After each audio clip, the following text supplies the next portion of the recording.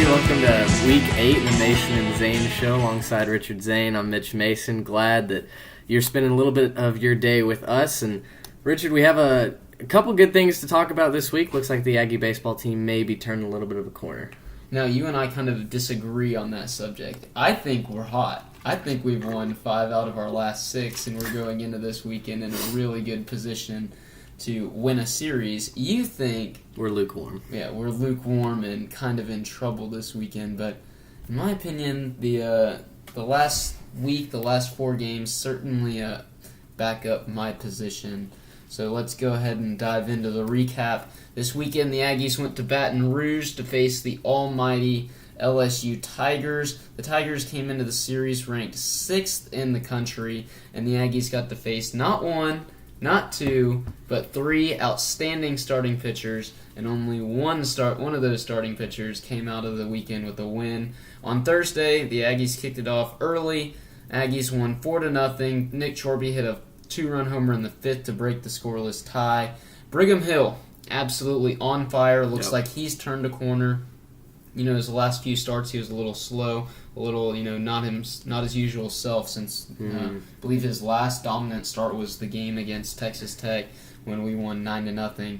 But 8 shutout innings, only 3 hits, 7 strikeouts. A&M earned their first shutout over the LSU Tigers since 1977. And oh, by the way, did you know that in 1989, LSU and Texas A&M played in a regional in College Station, and Ben McDonald won? And Ben McDonald went on to have a great MLB career. And the Aggies were mean. Have a bunch of good stuff, and we still hate him here in College Station. Yet they told that story so many times, at least pieces of it. Like, they wouldn't stop talking about it. We're like, we get it. It's an LSU home game. Ben McDonald's a great LSU figure. Yes, he beat the Aggies in an upset in 1989.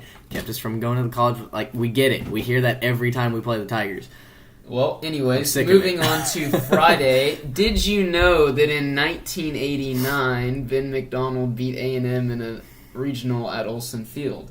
And then on Friday, LSU rebounded to even up the series 7-4. Jared Poche, one of the best starters in college baseball, was not dominant in this ballgame. No. Both Walker Pennington and Cole Bedford hit home runs, 2-run homers. The teams combined for 23 hits, left men all over the bases. In the 6th inning, I believe LSU went back-to-back to lead off the inning with Kramer Robertson, Kim Mulkey's son, and I believe Dykeman homered as well. Yeah, they hit the ball well, and they deserved to win the ball game. At one point, they were up 4-0 before Pennington's home run, and then they were up 7-2 in the 9th when Bedford hit his home run. So a lot of runs late for the Aggies there, but they weren't really in striking distance in that one. No. And then that brings us to Saturday. Did you know in 1989, ... Anyways, yeah, you get to hear about it every time, not just once over the weekend, but every time, every game, every inning, every pitch. Ben McDonald is always on your mind. He beat us. We get it. I wasn't even alive. I get it. It was the best A&M team of all time that didn't go to a College World Series. I get it. Kind of a lot of in common with the last team. Anyways, that gets us to Saturday. The Aggies would win the series. They won 4-3 over the Tigers with some really late inning heroics. We'll get into that in just a minute. Really late. Yeah, really late, as in like down to your last strike late. Eric Walker started the game for LSU. The freshman was dominant. Left with a 3-run lead in the 7th inning. Corbin Martin for the Aggies worked 8 innings. Looked like he was going to get the loss. Only gave up 4 hits. He ended up earning his win as he only gave up 3 runs. A&M, as we mentioned, was down to their final strike multiple times. Down to their final strike before Hunter Coleman hit a 2-out RBI single. There were 2 men on for Walker Pennington as he came to the plate. First pitch he saw, hit a 3-run homer with 2 outs, took the lead 4-3. LSU's had some issues with the closing in their bullpen as the year has gone on. A&M was able to take advantage of it. Mitchell Kilkenny came into the 9th, nailed it down, and the Aggies escaped Baton Rouge. And I say escaped with a series win and a ton of confidence coming out of the weekend. And it kind of looked like that wrapped up the 2-weekend gauntlet that we had talked about, going to Nashville and Baton Rouge. Not quite. And the Aggies needed to go 3-3 in that stretch, but it doesn't even get any easier. We thought that was the end of it, but now we get an even hotter team to come into College Station this weekend. We'll get to Auburn in just a minute. But then on Tuesday, you were not there because you're a 2%er. Yasiel Puig just hit a 2-run homer. The Dodgers are winning.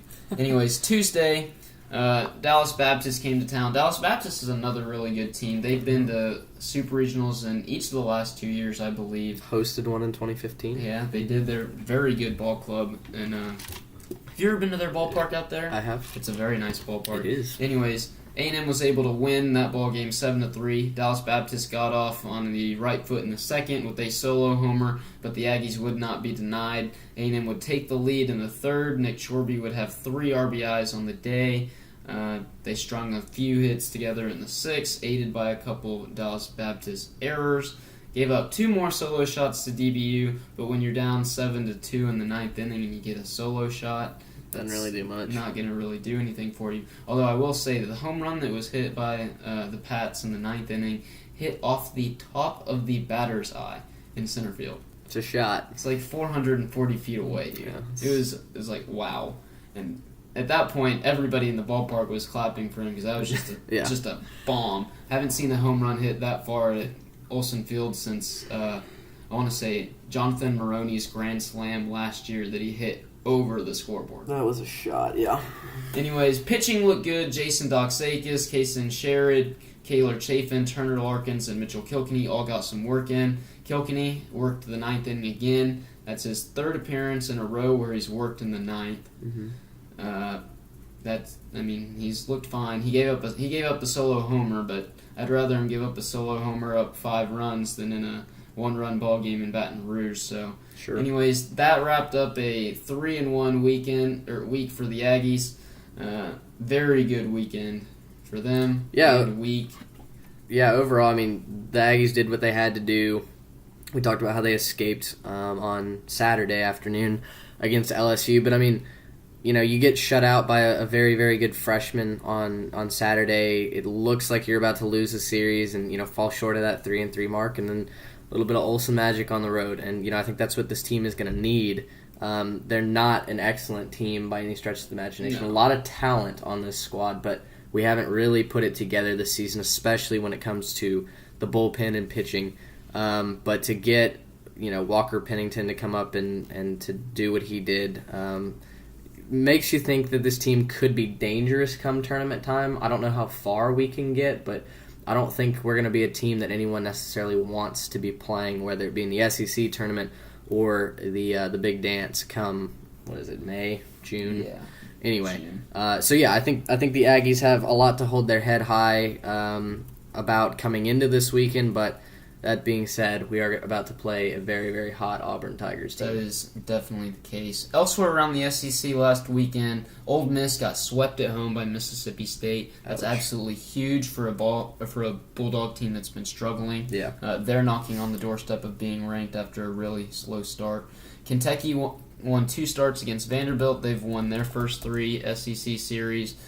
Nobody saw them coming. No. They're ranked in the top 10 right now, so that's pretty remarkable. Number 7, South Carolina at number 17, Auburn. Auburn won 2 out of 3 from the Gamecocks. They did get shut out on Saturday, though, so also they were missing their ace and won that series. Oops. Auburn's just really good. Yeah. Number 9, Florida traveled to Mizzou. Remember, Mizzou was on that 20-game winning streak early in the year. Not anymore. They got swept at home. All 3 of them close ball games. Just a weekend that absolutely breaks your back if you're a Missouri Tiger. Yeah. Arkansas and Bama had to play a rubber match on Sunday. Arky won that. And then Georgia at Tennessee. Tennessee finally earned its first SEC victory on Friday. But they ended up losing the series. Nothing to note there. They will be the next team to roll into College Station after Auburn. A&M needs to sweep them. We really need to sweep Tennessee. Anyways, Kentucky did lose this midweek to number 2 Louisville 5-3. Auburn lost to Georgia Tech on Tuesday. Mississippi State split a midweek series Sorry, what are you doing, Siri? Anyways, Mississippi State split a midweek series with Florida Atlantic, lost 8-3 on Tuesday, won 9-7 on Wednesday. Missouri lost to Illinois. Ole Miss needed 12 innings to get past Southern Miss. And then how about this? A bit of deja vu from the football season. Florida had rain come in and wipe out a game, and they refused to make it up. I mean, it doesn't make sense to make it up if you're Florida. It's not an SEC game this late in the season. One game against Stetson doesn't mean anything to your schedule. It's all about SEC play at this point.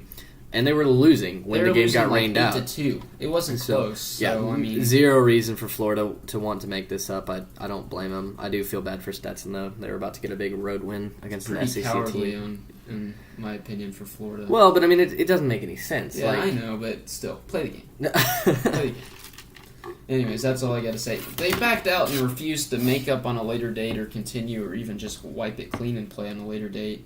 Because they're losing 8-2, so Stetson still gets paid though, and that's really what matters. You're not wrong. You are not wrong. Anyways, ranking update this week according to D1 Baseball. Our foe from the Big 12s have moved up to 3 and 6 respectively. I'm talking about TCU and Texas Tech. Florida comes in at number 7. That's up 2 spots from number 9 last week. Kentucky jumped 8 spots from number 16 to number 8. Auburn also doing a bit of jumping from number 17 up to number 11. They will be in College Station this week. South Carolina dropped to number 12. LSU, the Aggies, dropped them from number 6 to number 13. Arkansas up 5 spots from number 20 to number 15. And then OU up 8 spots from number 24 to number 16. Only one team in the region and in the SEC dropped out. That was Ole Miss. They are ranked number 19, or were ranked number 19. Knocking on the doorstep would be your Texas A&M Aggies and Mississippi State, if you ask me. You know, yeah, both teams. D1 Baseball doesn't really release a getting votes part of their poll. Right. No, both teams, A&M and Mississippi State, definitely making a case for being ranked in the top 25. A&M is hurt by their SEC record right now, which is 3 and 6. Mississippi State is, if I can just hurt. Pull it, yeah, they're just hurt from a slow start. They're 6 and 3 in the SEC. That sweep over Ole Miss really helps. They're 20-11 on the year, but I think the slow start to their season is really the reason that they haven't made it back into the rankings. But both teams definitely making a case for why they should be ranked and why they should be feared at least a little bit once they get down the stretch. Yeah, I agree with that completely. A lot of Mississippi State Bulldogs have been hurt this year. Yes. So as they continue to get healthy and as they continue to build momentum, maybe this weekend after sweeping a rival on the road helps that, and they should get into the top 25 if they win their weekend series with. I think so. They play Kentucky this weekend, so if they win their weekend series, they're definitely going to be in. Yeah, big. And then if A&M wins their weekend series, I think they're definitely making an appearance in the top 25 as well. Yeah, hopefully. All right, so let's move on to the main event. We have number 11 Auburn coming to College Station this week and take on the Aggies. Auburn is 23-8 overall. They are 7-2 in the SEC, 3-1 on the road. They are absolutely hot. They've won their first 3 SEC series. That includes a sweep of Florida when Florida was in the top 5. Yep. And they took 2 out of 3 from South Carolina last week. They did sandwich a 2 out of 3 series against Georgia in between them. And they are coming off a loss on Tuesday. Friday begins a string of 8 games away from Plainsman Park for Auburn. And would you like to go ahead and get to the probables? Yes. So for Friday night for Auburn, they should have their ace, assuming that he's back from a shoulder injury, Keegan Thompson. His stats are absolutely gross right now. He's 4-0 with a .7 ERA. He's allowed 3 earned runs in 38 2/3 innings. The dude is just keeping people off the bases and away from scoring. He's got 26 strikeouts and 7 walks, so that's a pretty solid ratio. Plain and simple, he just keeps people from scoring. He does a good job managing his fastball and his breaking balls.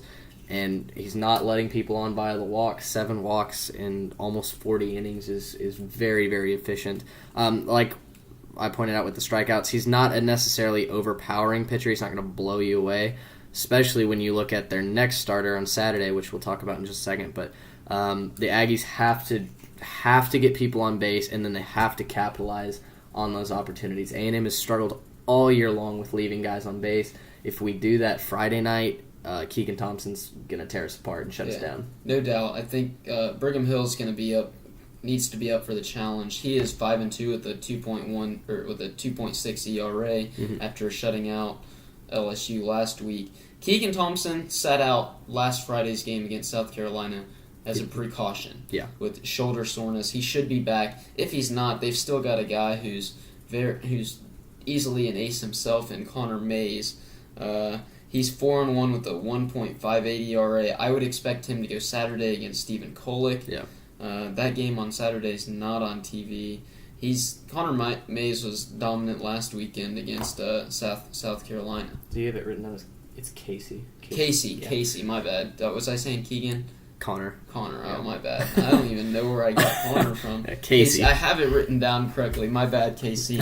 But anyways, yeah, he's definitely dominant. 4-1 with the ERA below 2. Yeah. That's just nasty when you stuff. look at his stats too, he's given up 8 earned runs in 45 2/3 innings. He has 63 strikeouts to 7 walks. So and he will blow you away. Yeah, he will blow you away and make you look silly. And if there's a team that ever likes to strike out, it would be us. It's Texas A&M squad. So definitely a mismatch. Yeah, I think for the Aggies. I think Saturday is definitely the toughest ball game of the 3. That is if he doesn't get moved up to Friday. Right. Thompson missed another start, but all indications out of Auburn are that Keegan Thompson will make the start on Friday, and Mize is going to be the guy on Saturday. Which brings us to Sunday. I would expect Corbin Martin to go again, 3-2 with a 3.90 ERA. Earned his 3rd win last Saturday. He will be up against the freshman Davis Daniel. No, I did not say that wrong. His first name is Davis, although it's not like a bad first name. It's just typically a last name. Right. Anyways, he is 2-1 with a 4.38 ERA. Definitely an opportunity for the Aggies to get on him and win that ball game. Yeah, you really hope so. He's definitely the weakest of the 3 starters. He's given up 17 earned runs in 31 2/3 innings pitched. It's not terrible, but at the same time, it does encourage you, if you're an Aggie fan, that we should at least take Sunday. We talked about this before the show. I think we're definitely in danger of losing this weekend series. You think we'll take 2 out of 3. So I think we're in general agreement that Saturday's the one that we're really in danger of losing. So we got to jump on. Yeah, that's especially. I'm Yeah. especially thinking that Childress is going to continue with his typical Saturday starter and Stephen Kolek. Yeah. And Kolek has not been good. Mm-mm. I mean, granted, his ERA is a little higher than it should be because he got absolutely destroyed his last actual Saturday start at Vanderbilt. He's the guy who lost the 17-3 game. Yes. So his ERA is not that bad, but he just hasn't been there. He hasn't been all that consistent. He and Kilkenny have both certainly dug themselves holes with untimely walks. But like you said, his ERA is definitely inflated from that Vandy series. His defense didn't help him out in that horrible 7-run second inning. Chorby dropped a fly ball that really should have been caught that would have, I think, kept it to 2 runs in the second inning and instead ballooned up to a 7 spot. So, yeah, Saturday is definitely a question mark. Just overall, he's got to be better. Well, how about this? If you're Rob Childress, do you consider moving Corbin up to Saturday and start Kolek on Sunday and just have it be like a Johnny Holstaff evening? I don't think so, because you don't necessarily know what you're going to get out of Corbin. I mean, yes, he's put together a couple of good appearances, but we thought over the summer league, when he was the MVP of the Cape Cod League, we thought, hey, this guy is going to be a solid closer, a potential number 1 draft pick. So I think right now with Corbin, stability is probably his biggest ally.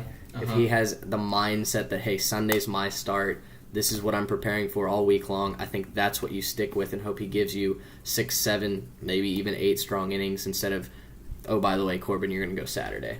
Yeah, that I would. Okay, that's actually a really good point. Okay. All right. Elsewhere, who to watch for of the other players that actually play in the field every day for Auburn? Junior outfielder Jonah Todd is batting .357, absolutely crushing the ball, swinging the bat. Yeah, and then senior utility man Daniel Robert. I swear these guys have 2 first names. It's like every guy on the team has 2 first names. He's batting .325, 26 RBIs, 2 home runs, leading the team in home runs on a team that does not. That has 9 feature combined. The long ball. Yeah, they are dead last in home runs. Or we thought A&M didn't hit the ball out of the ballpark very much, which they don't. They only have 23. That's good for 8th in the SEC. Auburn, as you mentioned, only 9 home runs all year long.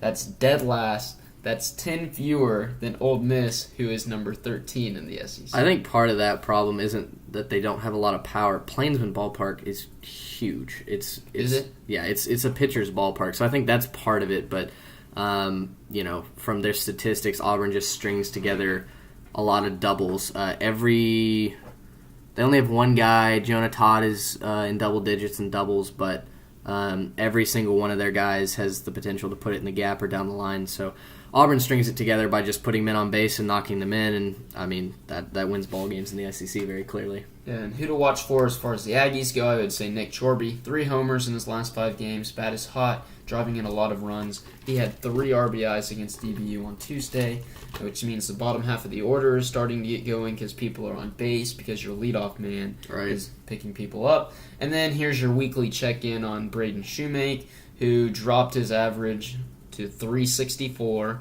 and only has 35 RBIs. So freshman still crushing it, doing absolutely dominant. As a team, though, A&M bats .291. Rather, I was gonna say 5th in the SEC, and Auburn's at .284. That's 8th in the SEC. Slugging, A&M's much better at .441 than Auburn's .388. They are 11th in the SEC compared to A&M, who is 5th. Runs scored, A&M has 214. That's good for 3rd, and Auburn at 187. We already mentioned home runs. How about double plays, which could really could really be important on Friday, especially with both Thompson and Hill pitching. Auburn has grounded into 12 more double plays than anyone else in the SEC. They lead the conference with 37 double plays, and A&M is last in the conference with only 13. So that's definitely something that favors A&M. Mm-hmm. As far as ERA goes and pitching staff, A&M is .391 as a staff. That is 11th in the conference. Auburn at .357. That's 9th. Now we did mention both Thompson and Mize's ERAs that are really low. Yeah. It appears as if their weakness is in the bullpen, just like A&M. Just like so ours. Get to the bullpen, and you'll have a pretty good chance of winning the ball game. Yeah, absolutely. Auburn has 5 guys with ERAs above 11 in their bullpen. One of the guys, poor Daniel Sprinkle, has taken 4 losses on the year in just 7 games. So, if you can get to the bullpen, Auburn looks poor to be... guy. He's gotten 4 losses, and his last name is Sprinkle. Auburn looks to be in a little bit of trouble, but so far they have 8 losses on the season. The problem, or the upside for them, is that their starters are good. They take it deep into ball games, and they don't allow runs. So if A&M is going to get stuck with the rest of the teams that Auburn's beaten, we're definitely in trouble. So get to the bullpen early and make their pitchers work. I think that's the major key for hitters this week. Don't get behind in counts early. Don't swing at bad pitches early on. Put yourself in an 0-2, 1-2 hole where the pitcher then really commands the rest of the at-bat. Be patient, wait for your pitch, and work some counts. I agree with that completely. It's all about approach. Yeah. And, approach has gotten the Aggies into some trouble so far this year as they strike out quite a bit.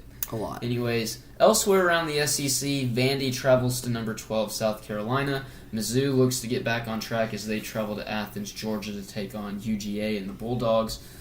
Tennessee, fresh off their first SEC win of the year, travels to the Swamp to face number 7, Florida. Florida's after losing a series last weekend, they are licking their lips. They're licking their chops for sure. Yeah. Kentucky travels to Mississippi State to face a really hot Bulldog team. That should, honestly, I'd like to watch that series a little bit. Yeah. But unfortunately, like none of these games are on TV thanks to it being SEC spring football weekend. Yeah. And then also another good series, number 13 LSU will travel to number 15 Arkansas for a Friday, Saturday, Sunday affair. Also has the capability to be a really good series. You got that whole boot factor, the rivalry factor in as well. And then Bama and Ole Miss, the only, or one of two series that don't feature a ranked opponent this weekend. That'll just about do that. You want to go ahead and talk players of the week? Yeah, I think we decided on two of them for this week. Two guys. So I'll take one of them, you take the other. Obviously, Walker Pennington has to get the nod this week. Absolutely huge at bat against LSU.